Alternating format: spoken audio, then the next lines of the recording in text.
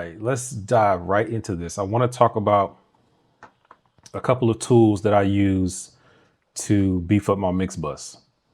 Um, Now, first, let me say that I don't mix through my mix bus.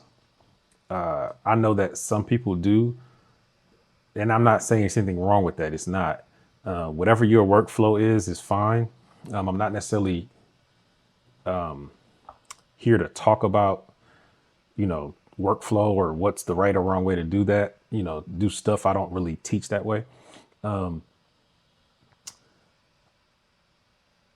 I don't mix through my mix bus because I like to really know what I have. I like to kind of doctor up the raw material first and then come back and you know once I get to a certain point, start to build up my mix bus and then go back and do more, whatever. Right? That's my workflow.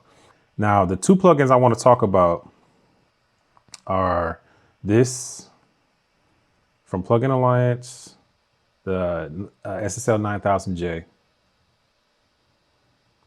and number two is Izotope Neutron, which I feel like, maybe I'm just not hearing it, but I feel like this plugin doesn't get enough love. I use it a lot. I love this plugin. So what this combo does for me, and you can, you know, use other plugins for this. What I'm using them for is harmonic saturation. So I'm getting some punch, some depth, some character, some clarity, and some tone control, right? And so it's helping my mix feel more dynamic, more spatial, right? More when I say dynamic, I mean spatially dynamic. I mean, it makes it feel like I'm in a space, right? And so let's just go one at a time and we'll listen to what I'm doing.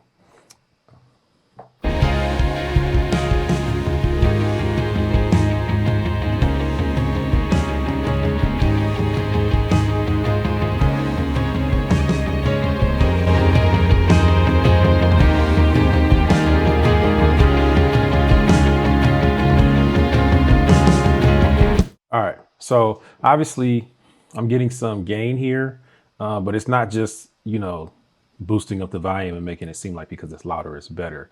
The first thing I'm doing is using this little guy right here, the THD, which is essentially harmonic distortion. And you can hear it once I start to get up close to the edge or close to the top.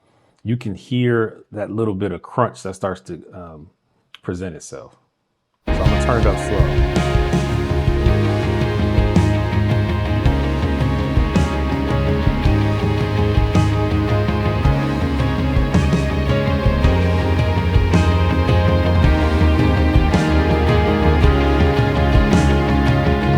Now for this mix, I decided to just keep it all the way up, right?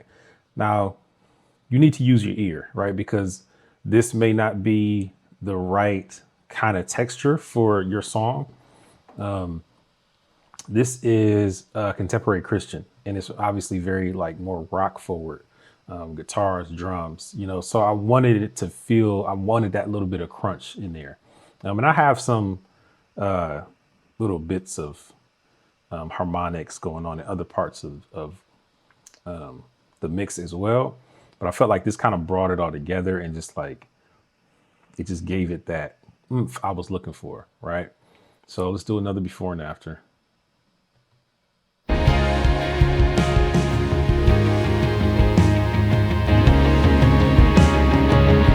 Now I also got some light compression. I'm basically just pulling the threshold until I can see just a little something happening down there. It's not a lot though.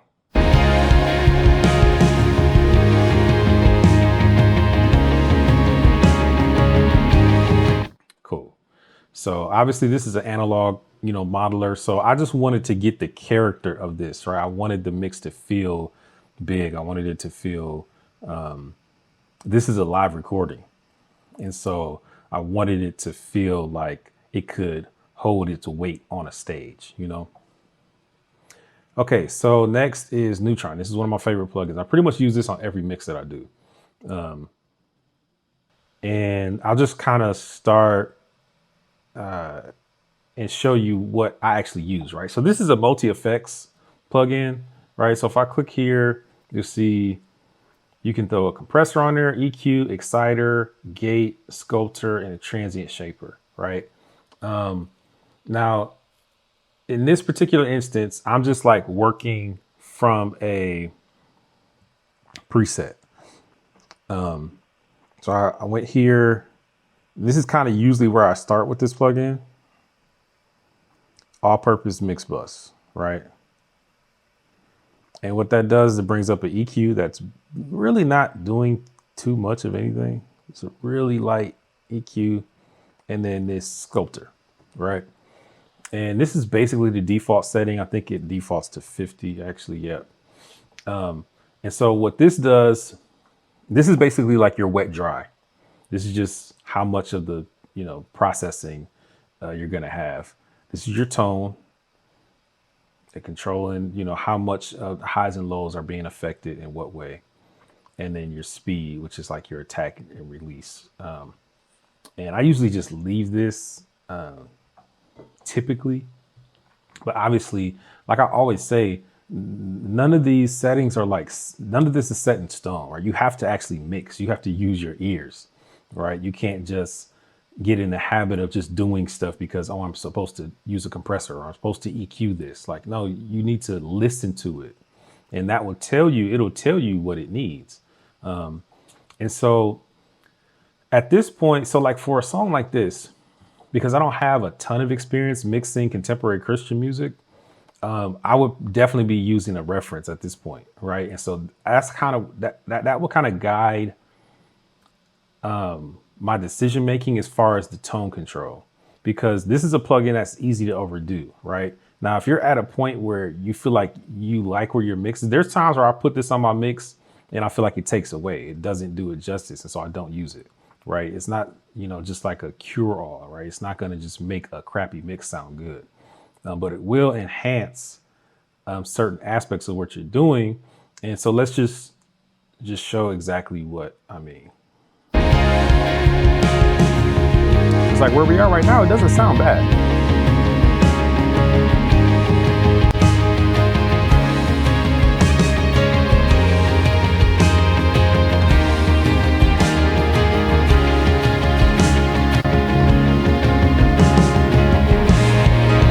So honestly, it doesn't sound bad until you activate this and then take it back off. When you're hearing the mix after you've listened to it with this on, then it starts to sound awful. And so that's what I love about this plugin, is it just opens up so much in your mix. Right now, obviously this isn't like set perfect, but we're going to mess around with the settings a little bit. First, let's mess around with the tone control a little bit.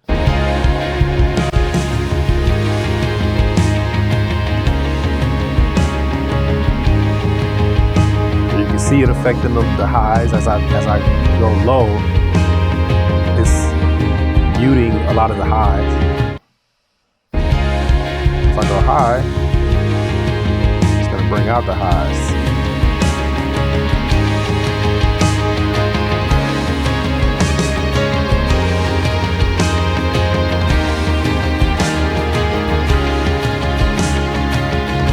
Now I can also take these are on both ends, and this will focus in on certain frequencies. So if you're like, hey, I love the way my highs sound, I don't want to touch them at all, I just want to affect the mids, you can move these in and just work on your mid.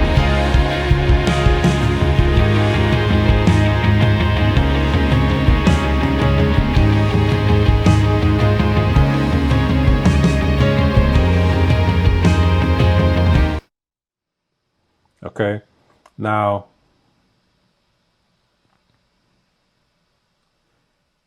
all right, so in this case, what I would probably actually do is, well, let's listen, but I would probably bring this down some, wet dry.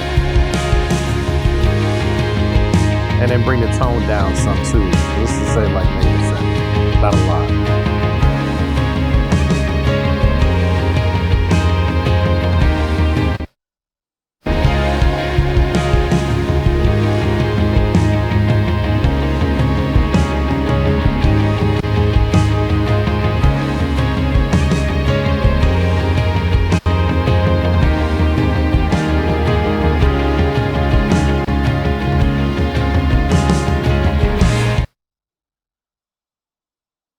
Yeah, that's it just and obviously you would adjust this to your taste, right? But it just for me, it's giving me exactly what I want as far as how I like my mixes to sound, right? I want to have that punch and that kind of analog harmonic like body, right? But I need that scoop, that low mid kind of scoop that opens everything up. And it allows the top to sparkle without feeling like screechy or annoying or tinny, you know? And that's what I'm able to do with this plugin, really just from this one this one feature, the sculptor. And that's literally what it does. It helps me sculpt the tone that I'm looking for. And you could even, it makes the mix feel more like it has more image without even using an imager, right?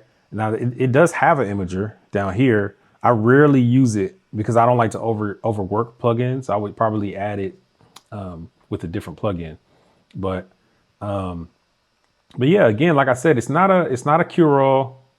You know, don't just slap it on and slap a preset on and keep it moving. Like, take your time with this plugin.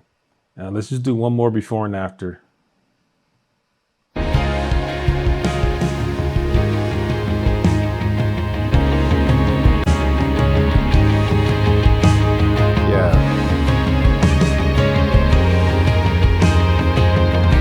And obviously, if you wanted it brighter, you could adjust the tone, leave the tone at 0 or whatever. But yeah, this is beautiful. So I hope this helps. This is just me sharing, part of my mix bus process. If you want to go deeper into any of this stuff, we do offer official like courses and consultation and things like that. It's not a hard sell, but it is out there if you're looking for it. All right, peace.